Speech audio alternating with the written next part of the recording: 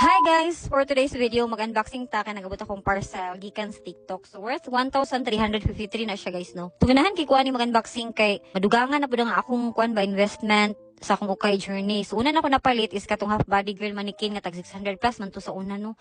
So napod ko black nga mannequin pero na-doubt na siya guys, no. Ni surrender na siya sama sa iyang gugma. Charis.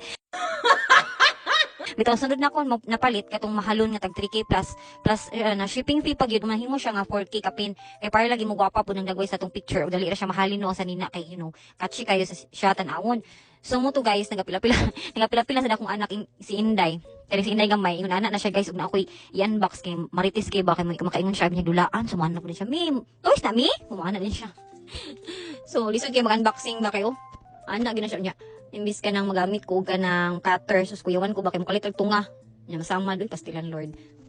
So kanya ko napalit guys kanang boy half mannequin siya para sa kung makapalit ko og katibitang men's t-shirt. So nice kay siya kung mag-live. So ang arang pud siya tan-awon badili ka hawid og hawid na lang pud bitaw maway porma. Pun basin makapalit na ko og men's t-shirts. So na siya kong gamiton guys. So tara mo na siya guys, nahuman na ako install.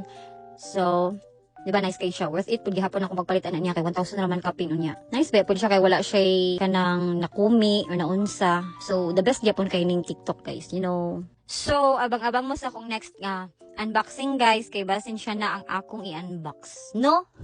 Charis. See ya sa akong sunod nga video. Thank you for watching and supporting my vlog. Bye.